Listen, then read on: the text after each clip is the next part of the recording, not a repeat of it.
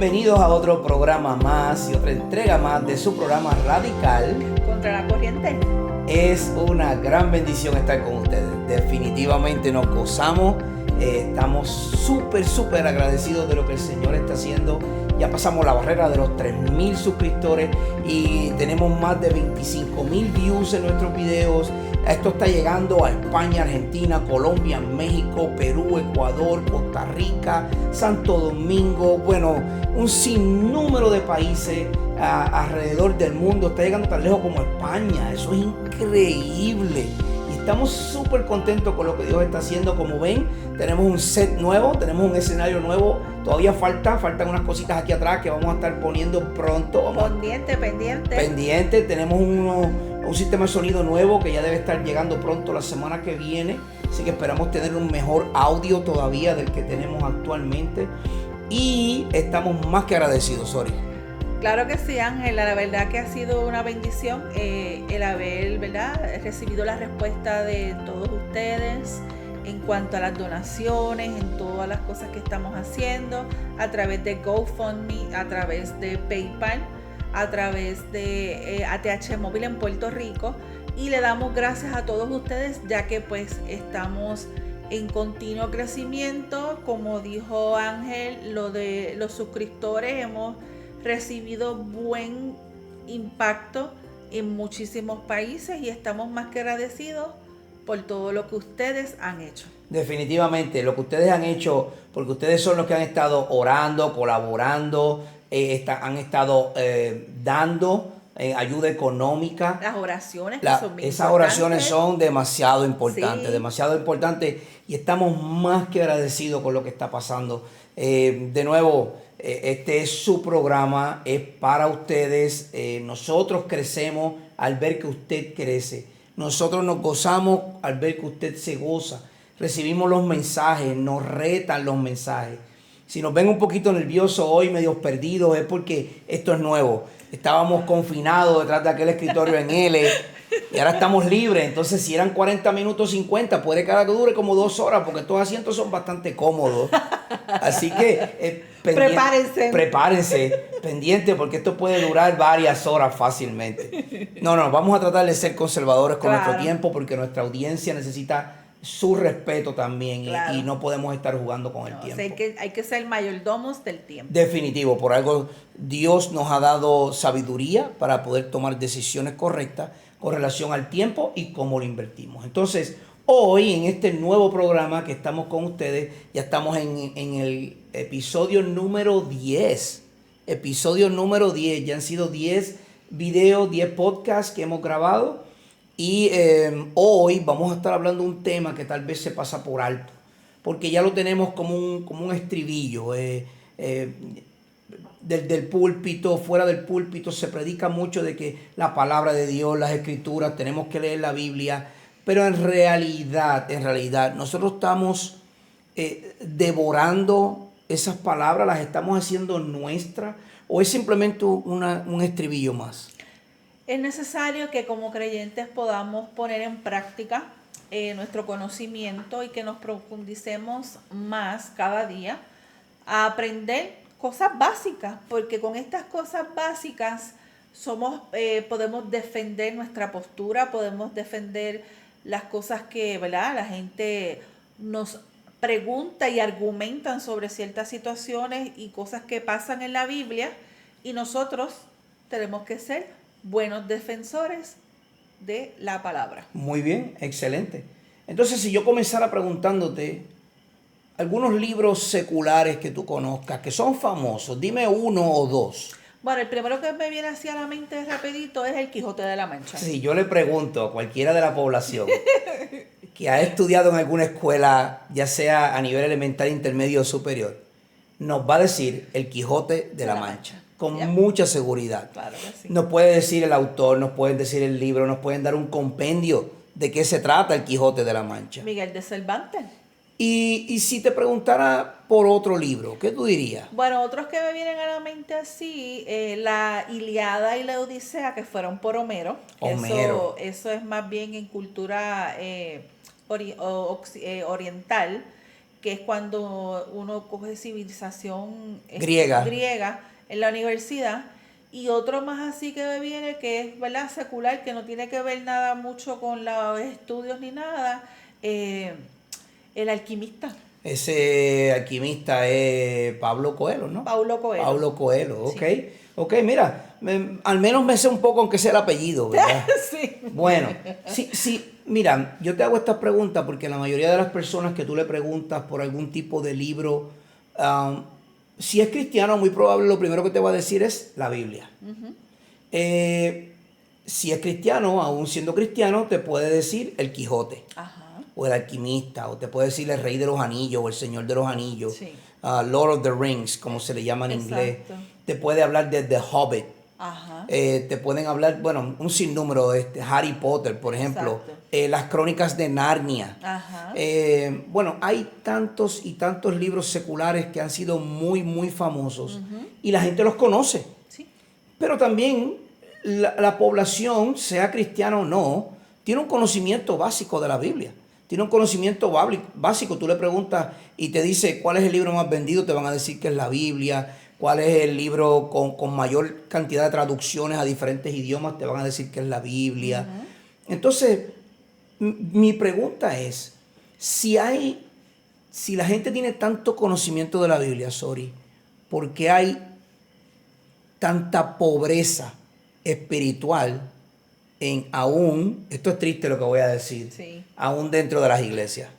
Más bien la gente se acostumbra a escuchar, y con escuchar, por ejemplo, un estudio bíblico, una predicación del domingo. Es una buena respuesta, me gusta. O cualquier otro día en la semana se conforman con eso y no lo ponen en práctica.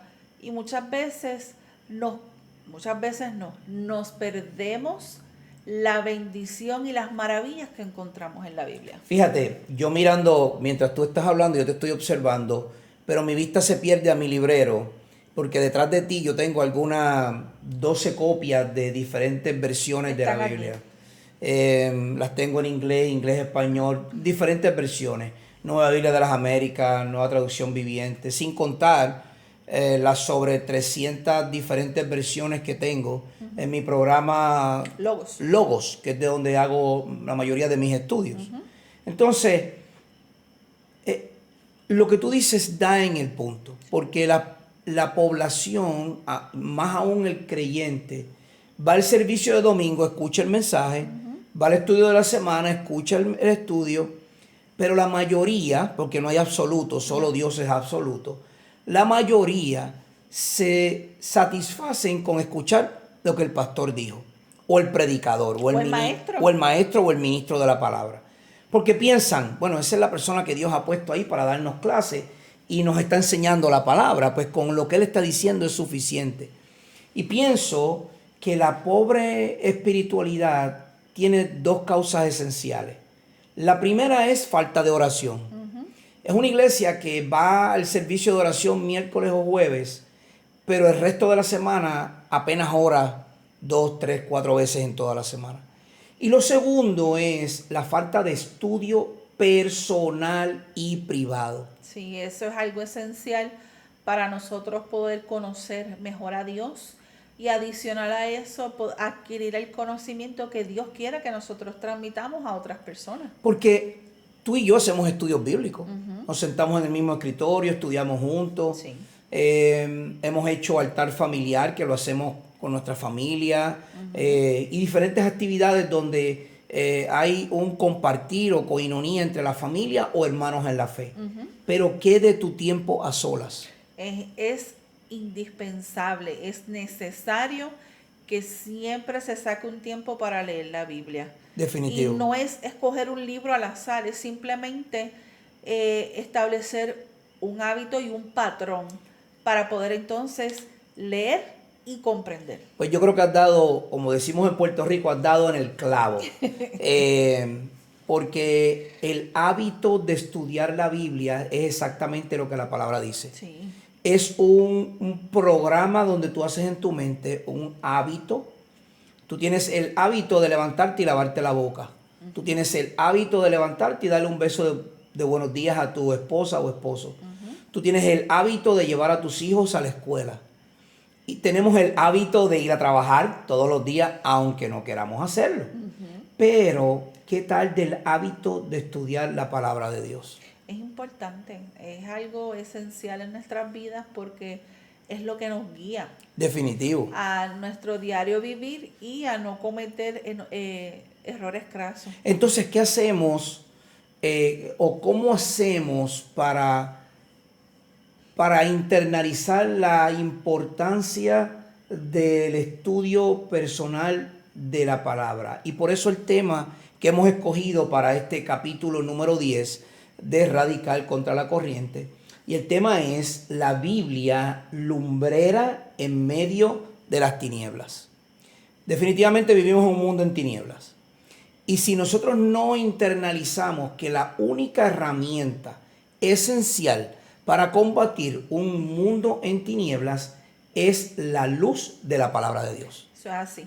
Y qué mejor que comenzar con la palabra y con nuestro texto bíblico base. Pues adelante. El texto que escogimos para este estudio, ¿verdad? Y que explica lo que queremos informarle a todos ustedes y orientarlos es Hebreos 4, de los versos 2 y 13. Dice así: porque la palabra de Dios es viva y eficaz, y más cortante que cualquier espada de dos filos. Penetra hasta la división del alma y del espíritu, de las coyunturas y los tuétanos, y es poderosa para discernir los pensamientos y las intenciones del corazón. No hay cosa creada oculta a su vista, sino que todas las cosas están al descubierto y desnudas ante los ojos de aquel a quien tenemos que dar cuenta. El texto se resume en las primeras palabras del verso 12 y las primeras palabras del verso 13. Eso se llaman cláusulas. Yo le aconsejo que cuando usted esté estudiando su Biblia, haga cláusulas. Y marque. Claro. Marque las palabras que le llamen la atención. Claro. Los verbos, todas esas cosas esenciales que de primera instancia resalten, márquelas. Porque mira, si tú tomas el primer verso, el verso 12, el que leímos, Hebreos 4, verso 12, porque aquí está la clave, la palabra de Dios. Y luego vamos al verso 13 y tomamos las primeras palabras también. Para ella, para la palabra de Dios, no hay cosa creada oculta a su vista. No hay nada. Entonces, esta palabra de Dios discierne los corazones. Ella es la que entiende el corazón, ella es la que nos puede dar vida, la que nos da aliento y la que nos alumbra, porque no hay nada oculto, dice. No. Dice, todas las cosas están al descubierto. Y lo que está oculto está en la oscuridad, lo que está descubierto está en la luz. Por lo tanto, la palabra de Dios, ella es la que te trae a la vida, ella es la que te trae a la luz. Entonces tenemos que dar unas definiciones rápido. Sabemos mucho las definiciones, pero son esenciales para poder comprender lo que se está estudiando. La palabra Biblia proviene de la palabra griega y latina, que lo que significa es libro. Es el libro para toda la gente de todos los tiempos. Wow. No es de un tiempo nada más del Antiguo Testamento, no, de todos los tiempos. La palabra Biblia viene del griego biblion, que significa un volumen escrito, un rollo o un libro pequeño. Biblion se deriva de la palabra griega biblios, que le da el designio a lo que se conocía como el centro de la planta del papiro. La planta del papiro era de donde se sacaba el papel de papiro para poder hacer los escritos de los rollos que conocemos de la antigüedad. Esta planta se daba a la orilla de los ríos y lo que hacían era que la sacaban, la machacaban hasta que quedaba como bien aplastada. Y la dejaban a secar al intemperie. Y la dejaban secar y luego las entrelazaban. Y cuando tenían varias de ellas entrelazadas, ahí podían escribir en ese papiro. Y de ahí viene la palabra Biblia. De hecho, la palabra Biblia es un plural, porque lo que ella implica es que no es un solo libro. No se contiene en una sola cosa. Son muchos libros. Son muchos que da el sentido a uno solo. Y por eso es que la palabra Biblia tiene esa connotación. Entonces, Vamos a romper la Biblia un poco en partes. Ok. ¿Qué nos dice? ¿Cuánta cantidad de libros tiene la Biblia? La Biblia contiene 66 libros. Ok, quiero ser bien explícito en esto. Hay otras Biblias, otras versiones que tienen más de 66 libros. Son 7 más que se le añadieron. Aproximadamente. Estos 7 libros son los, lo que se conoce como deuterocanónicos o fuera del canon, antes que el canon bíblico se cerrara, o los apócrifos. Apócrifa es un término para decir que ese libro no está inspirado por Dios para pertenecer al canon de la Biblia, porque en alguna forma u otra contradice la Biblia. Sí, porque a principio, en los primeros siglos, después de que nuestro Señor Jesús vino a la tierra, un grupo de testigos y un grupo de esos discípulos de esos testigos de Jesús se reunieron y entonces compilaron estos libros. Exacto. Entonces, los 66 libros que nosotros llamamos como fieles o libros que su centro es Jesucristo, no me quiero adelantar porque lo vamos a decir ya en unos minutos, esos 66 libros son nuestra autoridad de fe y práctica. Oh, sí. Entonces, 66 libros, Sí. ¿Qué hay dentro de esos 66 libros? Hay libros sobre la ley, Muy bien. que los encontramos al principio de la Biblia. Ok, muy bien. Los libros históricos, como el libro de Esdras, Muy bien. que habla sobre el cautiverio babilónico. ¿Y qué tal en el Nuevo Testamento? ¿Hay algún libro histórico? Sí, el libro de los Hechos. Muy bien, ese libro cuenta los hechos del Espíritu Santo. Correcto. O mejor dicho, los hechos de los apóstoles. de los apóstoles, como le conocemos. Sí. Entonces, ¿qué otros libros tiene la Biblia? Tenemos poesía. Poesía. Tenemos proverbios, salmos, tenemos Eclesiastés, tenemos Cantar de los Cantares, o en inglés Songs of Solomon, las canciones de Salomón. Y estos son poesía hebrea.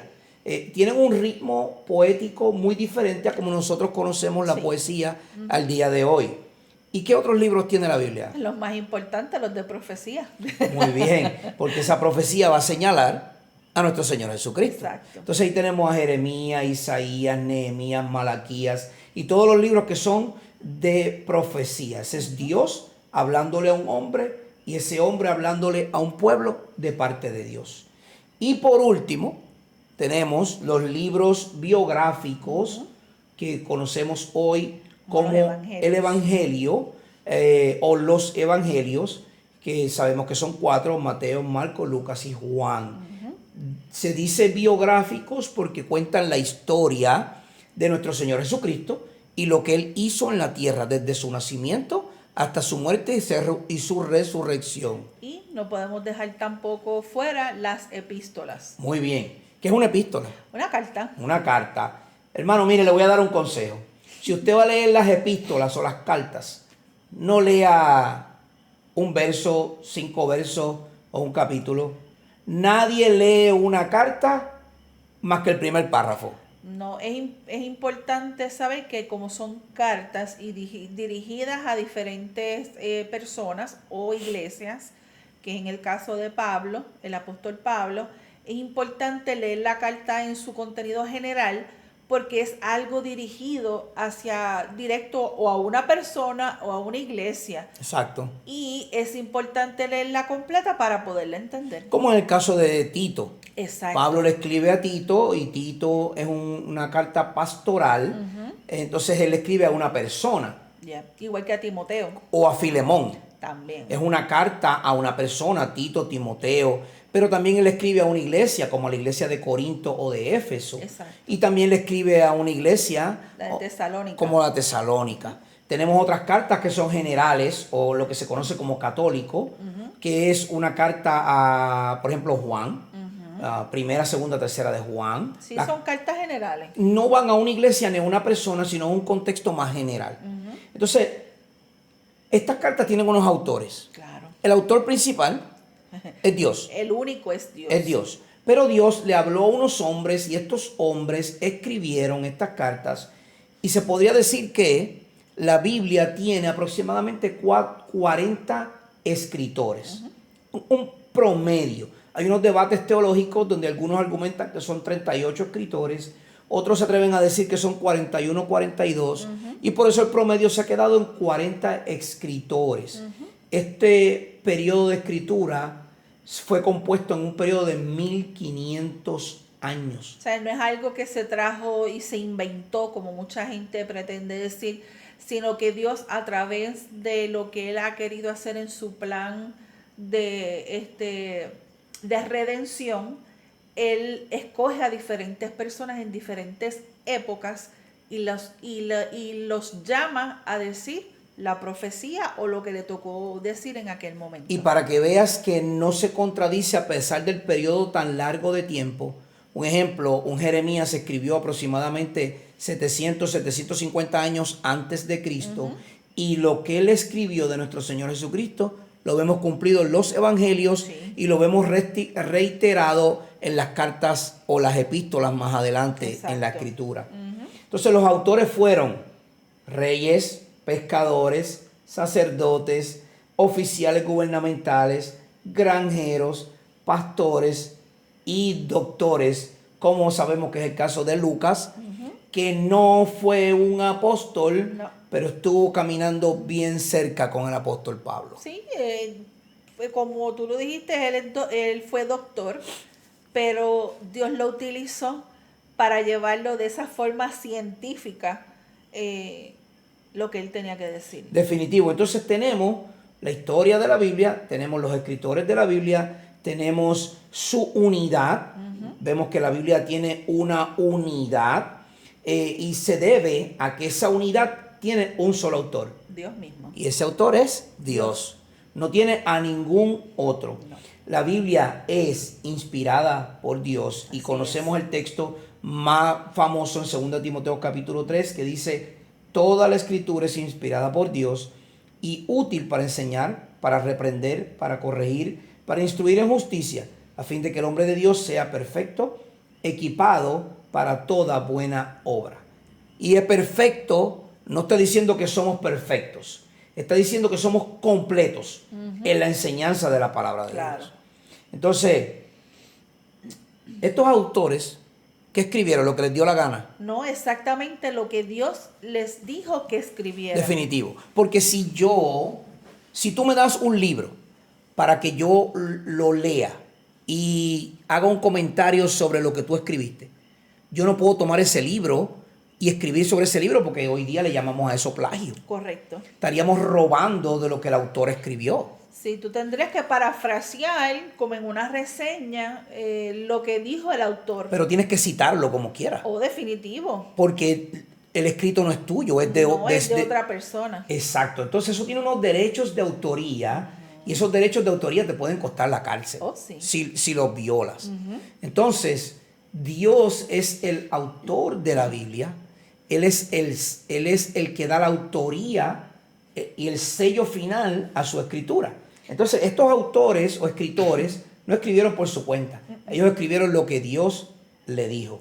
Sí. Segunda de Pedro 1:21 dice: ninguna profecía fue dada jamás por un acto de voluntad humana, sino que hombres inspirados por el Espíritu Santo hablaron de parte de Dios. Muy bien. Entonces sabemos que la escritura no fue dada por hombres, no fue imaginación de hombres, no fue inspiración de hombres. Y claro, esto es un tema bien extenso como para cubrirlo en un podcast de tal vez media hora, 45 minutos. No es posible. Podemos argumentar un poquito más sobre la autoría y demás, pero estamos dando un resumen para que usted vea la importancia de la palabra de Dios como lumbrera en medio de las tinieblas. Sí. Entonces, ¿cómo está dividida la Biblia, Sori? La Biblia está dividida en dos, en el Antiguo Testamento y en el Nuevo Testamento. Ok, ¿y estos dos libros contradicen uno al otro? No, al contrario, el Antiguo Testamento testifica y le va dando paso al Nuevo Testamento cuando Jesús viene al mundo. Exacto. Entonces, el Antiguo Testamento apunta como una flecha a lo que sería la consumación de todas esas profecías en el Nuevo Testamento. Sí, en el Antiguo Testamento es un proceso, va en progreso a través de los años, perdón, a través de los años, progresivamente se va diciendo lo que Dios va a hacer con su pueblo. Entonces, todo lo que acontece en el Antiguo Testamento y en el Nuevo Testamento, que de hecho, los judíos no le llaman Antiguo Testamento porque está vigente al día de hoy. Sí, para ellos el Nuevo Testamento no existe. Ellos su libro es el Tanaj. Ajá. Y es simplemente profecía, historia y ley. Exacto. Eso es lo que significa esa palabra, el Tanaj, y eso es para ellos lo que nosotros conocemos como el Antiguo Testamento. Sí. Ahí habla de las profecías, ahí habla de la ley de Dios y ahí habla de la historia del pueblo de Israel. Exacto. Entonces ellos nunca van a decir Antiguo Testamento, porque para ellos está vigente. Sí. Sigue estando el mismo pacto que había con Moisés y Abraham. Sí, porque la división que se hace de Antiguo y Nuevo Testamento, el Antiguo Testamento es lo que ocurrió antes, Nuevo Testamento, tan pronto Jesucristo viene a la tierra, nace, muere y resucita. Cuando Él muere, que resucita, ahí es que comienza ese nuevo pacto. Exactamente, porque el que presta el testamento tiene que morir. Hoy día pues no solo han cambiado y se da la herencia en vida, pero eso no tiene sentido alguno. Porque es cuando muere la persona, entonces comienza un nuevo pacto, un nuevo testamento. Siendo así, ¿quién es el personaje central entonces de la Biblia? Nuestro Señor Jesucristo. Nuestro Señor Jesucristo, no hay otra. Jesucristo es el personaje central de la Biblia. Sí. Y saben que ese personaje central es la luz del mundo. Así es. Juan capítulo 1 nos habla de que la luz vino a este mundo. Él es la luz verdadera y los que estábamos muertos, ahora en su luz tenemos vida. Sí, Él es nuestro, ¿verdad? Nuestro Salvador. Él es nuestro Señor porque Él nos adquiere con un precio, que es el pago.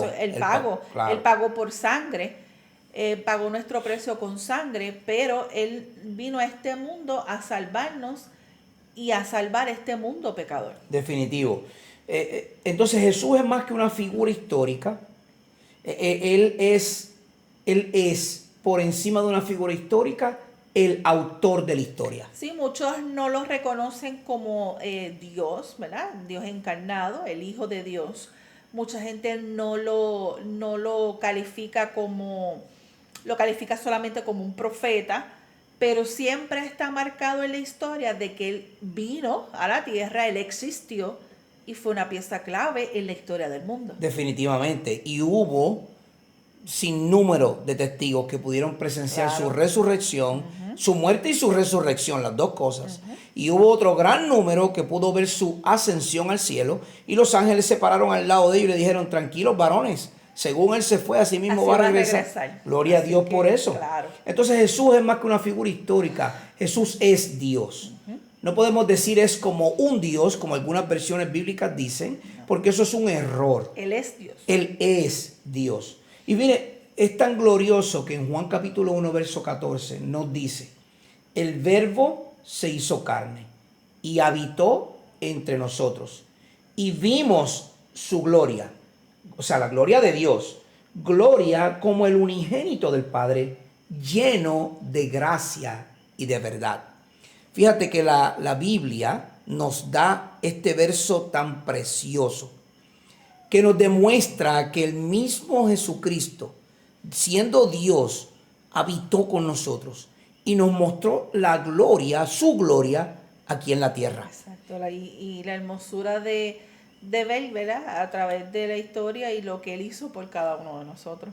Entonces, si le pidiéramos a alguien que nos diera un resumen de la Biblia de principio a fin, pues vámonos a los comienzos con el libro de Génesis. El libro de Génesis marca los comienzos de la creación, los comienzos de la historia. Los primeros pactos se dieron en Génesis con Abraham, el pacto con Noé. Luego tenemos el Éxodo, donde tenemos otro pacto, el pacto de la ley con Moisés. Sí, ahí es cuando Dios escoge al pueblo de Israel para hacerlo su pueblo, y a través de Israel Él nos dio, a través de toda la historia en el Antiguo Testamento, esa historia de que Él escogió un pueblo para redimirnos luego a nosotros. O sea, que el plan de Dios siempre fue perfecto y siempre ha sido perfecto. Y muchas veces, para poderlo verlo en su contexto general, tenemos que leer toda la Biblia. Para poder, gracias, muchas gracias. Porque para tú entender el contexto general de la Biblia, tienes que leer y estudiar toda la Biblia. Completa. No es posible entender a qué vino Jesucristo o las cosas que hizo Jesucristo si tú no estudias la Biblia en su total contexto. En su total contexto. Pasaron más de 1400 años, sí, esclavitudes, fueron llevados a Egipto, fueron llevados por los babilónicos, por los medos, por los persas, por los griegos. Bueno, sucesivamente en la historia demuestra que la mano de Dios siempre ha estado con su pueblo y nunca le ha abandonado. No, ellos pues lamentablemente, ¿verdad? Como nosotros que somos iguales, no nos podemos comparar ni eximir de lo que, exacto, ¿verdad? Exacto, es un ejemplo, exacto, de lo que nosotros somos capaces. Y ellos dejaban a Dios y seguían ídolos. Y entonces Dios le daba un regañito, los ponía en su sitio, ellos volvían otra vez y durante el pasar del tiempo fue que sucedieron todas esas cosas. Exacto. Entonces, en su resumen, podríamos continuar hablando de todos los pactos que Dios ha hecho, luego el pacto davídico, luego llegamos entonces al nacimiento del Mesías, el cumplimiento de todos estos pactos y promesas que Dios ha hecho a través de toda la Escritura. Jesús vino, se encarnó, sufrió, predicó, hizo milagros, murió, resucitó, ascendió, nos dejó los apóstoles para darnos toda la instrucción, todo el manual de instrucciones que usted y yo podemos seguir para poder tener una vida de fe y práctica. Entonces, luego que todos estos pactos ocurrieron y todo este resumen de la Biblia ocurrió, entonces nosotros podemos ver algunas de las cosas que nos ayudan a entender mejor la Biblia y a poder caminar mejor en la Biblia. Entonces, ¿cuáles son esos hábitos, Sori? Que luego de este breve resumen, porque en realidad el tiempo no nos da, es un resumen muy breve. Yo lo tengo en un bosquejo, si usted quiere, luego lo desea, se lo podemos hacer llegar para que usted lo lea. Nos envían su email en los comentarios y con mucho amor se lo enviamos. Definitivo. Entonces, ¿cuáles son algunos de los hábitos de Jesús con relación a su palabra? Porque te voy a decir, si yo voy a decir que yo leo mi Biblia y la estudio, yo tengo que tener a alguien que sea mi guía o mi norte hacia donde yo voy a mirar para poder dejarme llevar en cómo hacer esto correctamente. Sí, el hábito de Jesús de usar las Escrituras era seguir constantemente estudiando y aplicando la palabra de Dios. Tienen que saber, ¿verdad?, que esto lo pueden leer a través de la Biblia completa, que el pueblo de Israel se instruía desde pequeño y era bien insistente de que se traspasara la ley y la historia a los hijos de generación en generación. Muy bien, muy bien. Por lo tanto, Jesús es nuestro ejemplo porque podemos ver a través de los evangelios que él fue, a los 12 años estaba en el templo y él estaba escuchando lo que estaban leyendo, eran los rollos que era el Antiguo Testamento. Y Jesús siempre estuvo atado y predicando el Antiguo Testamento. Fíjate que has dicho algo muy interesante. Si nosotros vamos a tomar un ejemplo de alguien que estudia la Biblia, si usted, amado oyente, va a tomar un ejemplo de alguien que estudia la Biblia, que lee la Biblia, que predicaba, que vivía lo que ella dice, el mismo autor de ella lo hacía. Sí, él era nuestro ejemplo. Él es el verbo. Y el mismo verbo es la palabra. Y esa misma palabra, él mismo la estudiaba frente a todos, la debatía, la discutía frente a todos. Entonces, Jesús nos mostró a través de su vida cómo usar las Escrituras. Mira, hermano, por favor, si usted tiene la oportunidad, cómprese un libro pequeñito que viene, que se llama Textos fuera de contexto. Ese librito es un librito blanco y amarillo. No creo que lo tengamos cerca para mostrarlo, Sori. No está. No está, ¿verdad? No. Es un libro pequeño, no un tamaño muy grande, fácil de leer, no tiene ni 150 páginas, pero es un libro bien condensado en lo que son textos de la Biblia fuera de contexto.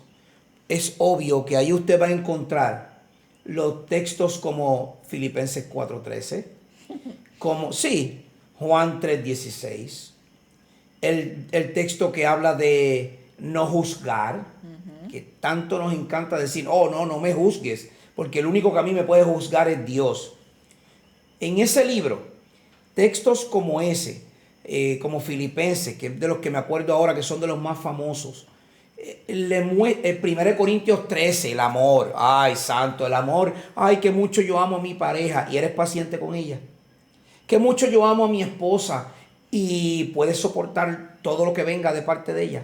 Hasta una enfermedad. Hasta una enfermedad terminal. ¿Estás dispuesto a soportar hasta una enfermedad terminal? Porque 1 Corintios 13 lo tomamos fuera del contexto real, porque no lo estudiamos. Pero Jesucristo nos mostró cómo usar las escrituras de manera correcta. Él conocía la escritura del Antiguo Testamento y la usó para guiar su vida y la vida de los que le seguían. Que es la meta de todo cristiano, ser como Jesús. Ser como Jesús. Jesús usó las escrituras para enfrentarse a Satanás en esta guerra espiritual. Ay, Dios mío. Todos citamos lo que pasó en el momento de la tentación de Jesús en el desierto por Satanás. Pero no nos percatamos que Jesucristo utilizó la misma escritura en forma correcta para refutar lo que Satanás le decía de la escritura en forma incorrecta. Sí, él siempre decía, escrito está. O sea, Escrito que él está. estaba dando testimonio de lo que él estaba diciendo era lo correcto. Si usted quiere, puede buscar en Deuteronomio capítulo 8, verso 3, capítulo 6, verso 13 y 16, y capítulo 10, verso 20. Esos son los textos específicos que Jesucristo cita con relación a la tentación en el desierto. Entonces, Jesús también creía en la autoridad de la Escritura. Porque si creyeran a Moisés, a mí me creerían, porque él escribió acerca de mí. Pero si no creéis en sus escritos, ¿cómo creeréis en mis palabras? Esto lo cita en Juan 5, 46 y 47. Jesucristo le está diciendo a ellos, está diciendo, miren, dejen de hablar tanto, porque si usted creyeran a Moisés, o sea, a la ley, me creerían a mí también.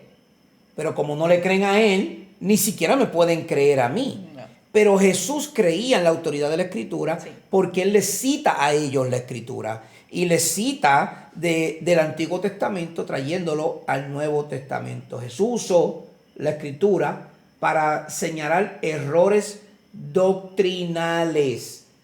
Hermano, si usted va a corregir a alguien sobre un error doctrinal, asegúrese que usted ha leído la Biblia y la conoce. Y la comprenda. Correcto.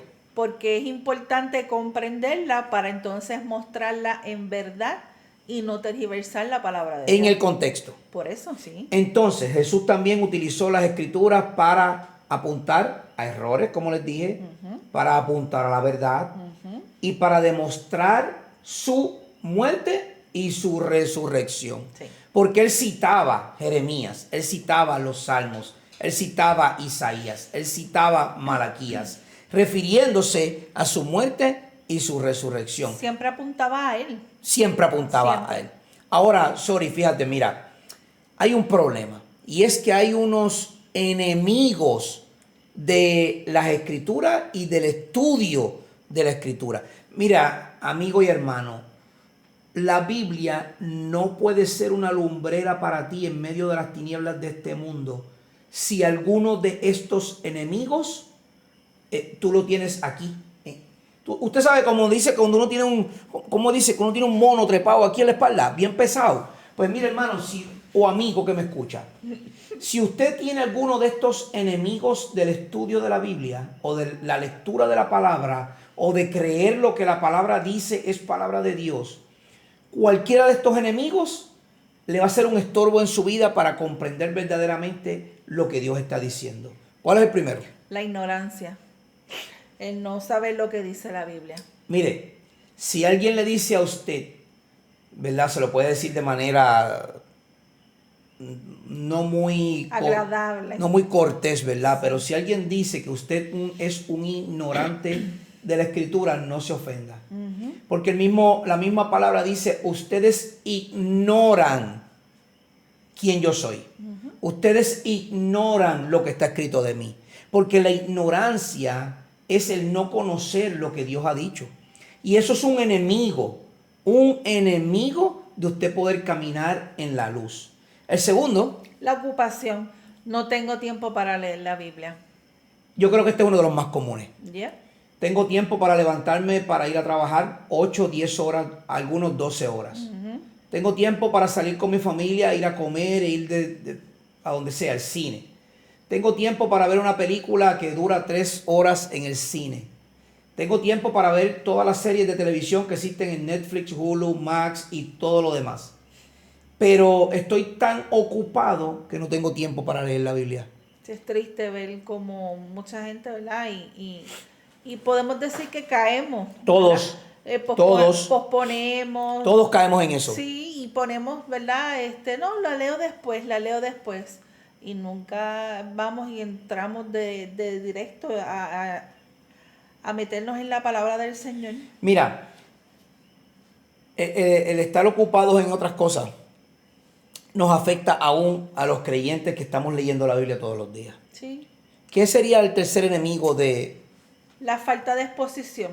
Bueno, no voy a la iglesia ni a un estudio bíblico en este momento. Fíjate, yo no voy al servicio, no voy al culto de oración, no voy al estudio bíblico, no voy a las actividades que hace la iglesia extracurriculares, no voy a casa de un hermano y me siento a hablar Biblia, teología con él. La falta de exponerte a la palabra de Dios te hace un ignorante de la palabra de Dios. Sí. Número 4. La indiferencia. ¿Qué nos puede enseñar un niño anticuado sobre mi vida en el siglo XXI? Esa es la de este siglo. Sí.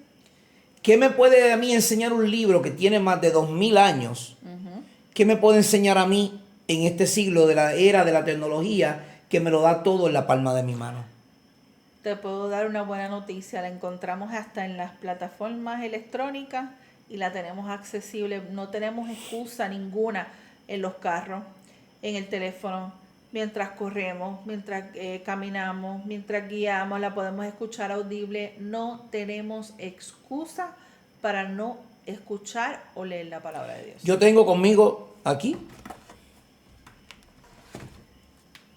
mi Biblia de estudio de John MacArthur. Es una de las Biblias que más me gusta por su lenguaje simple.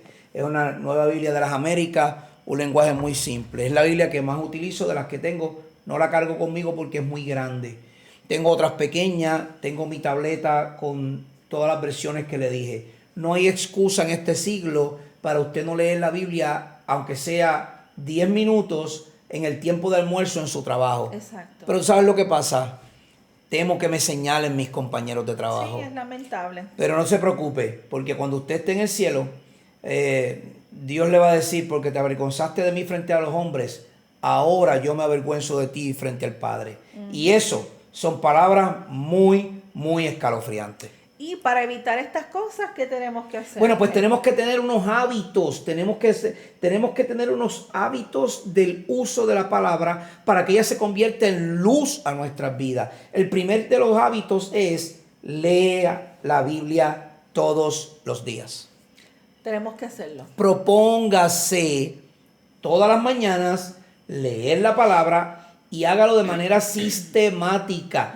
No venga hoy y lea Hechos, mañana lea Malaquía, al otro día lea Apocalipsis, al otro Tenemos que hacer un plan de lectura. Usted concéntrese en leerla todas las mañanas y diga, pues yo voy a leer una carta y esta carta la voy a leer todas las mañanas hasta que la termine. Un ejemplo, tome la carta a los Romanos y comience en el capítulo 1. Pablo, apóstol, siervo del Señor Jesucristo, y comience a leer la carta a los Romanos, los 16 capítulos hasta que la termine. Terminó de leer esa carta, al próximo día comience otra y así sucesivamente. Sí, hay planes de lectura que podemos conseguir hasta por internet. Como les dije, no hay excusa. Segundo, comprométase a leer la Biblia todos los años. Mucha gente dice, ya yo he leído la Biblia 2 veces, ¿por qué la voy a leer de nuevo? Sí, ya yo la leí completa. Hermano y hermana y amigo que me escucha, mientras van pasando los años, más usted va perdiendo capacidad retentiva. Por lo tanto, es necesario que con más frecuencia usted lea la Biblia y se haga un compromiso de leer la Biblia todos los años. Completa, de tapa a tapa. Número 3. Expóngase a la Biblia, que se enseña al menos una vez a la semana. ¿Cómo nos exponemos a la Biblia? Yendo estudios bíblicos, a servicios de oración. Servicios de oración, el servicio del domingo. Cuando hay actividades extracurriculares en la iglesia, siempre se lee la palabra, porque es esencial para darnos guía en lo que vamos a suceder. En estos días compartimos una reunión de nuestra iglesia, y en esa reunión se leyó un pasaje bíblico antes de comenzar la reunión, porque es esencial que la Biblia sea nuestra lumbrera aún para las reuniones extracurriculares. Sí. Número 4. Use la Biblia para determinar si algo es doctrinalmente correcto. Hermanos, sea como los bereanos. Pablo los elogiaba porque cuando Pablo les predicaba, ellos iban y cogían la Biblia y empezaban a buscar. A ver, no había Biblia, disculpen. Ellos tomaban los rollos. Y abrían el rollo y empezaban a leer para ver si lo que el apóstol Pablo había dicho es correcto o no. No crea nada de lo que yo estoy diciendo. No crea nada de lo que mi esposa está diciendo. No crea nada de lo que el pastor está diciendo, por más elocuente que sea, por más brillante que sea, aunque tenga 18 doctorados. Usted no le haga caso a nada de eso, porque esa persona es tan pecador o pecadora como yo y va a fallar como yo.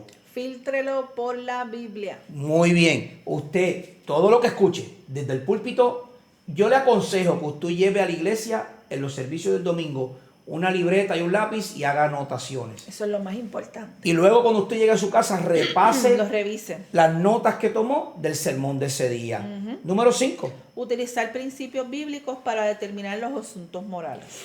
Todo lo que es ética cristiana y vida cristiana, usted lo va a filtrar por la Biblia. ¿El aborto es bueno o no? ¿Qué dice la Biblia? Que no. Que no, porque yo no debo quitarle la vida a nadie.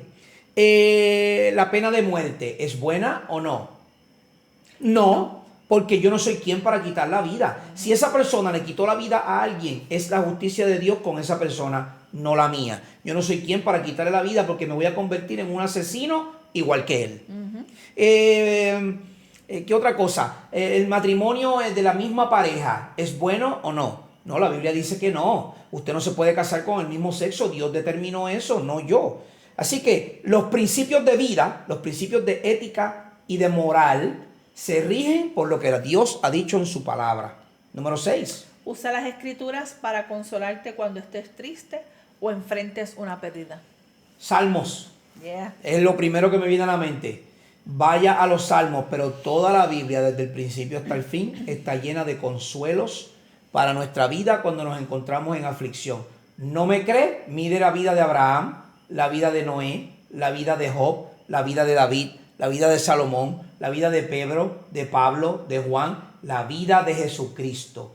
Y si usted no puede verse en el lente de ellos y su sufrimiento, imagine cuánto nosotros más vamos a sufrir en su nombre. ¿Ok? Así que use la escritura para buscar consuelo en ella. Hermano y hermana, usted puede buscar consuelo en un psicólogo. Claro. Esa es mi opinión. Porque si Dios dejó doctores para el corazón, también Dios dejó doctores para la cabeza. Ahora, ellos no son la autoridad final sobre su cuerpo final. No. La autoridad la tiene la palabra y Dios. Nadie más. Número 7. Usar las escrituras para juzgar la experiencia. No uses tu experiencia para juzgar las escrituras. No pienses, de nuevo volvemos a lo mismo, que porque tú tienes tantos grados de educación, que no son malos, son muy buenos, créame, es necesario estudiar, es necesario prepararse.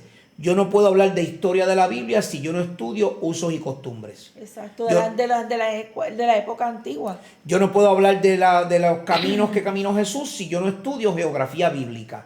Todo eso es necesario estudiarlo. Pero hermano, No utilice las experiencias suyas de vida y de estudio para justificar la escritura, no. La escritura dice lo que es correcto y lo que no es correcto.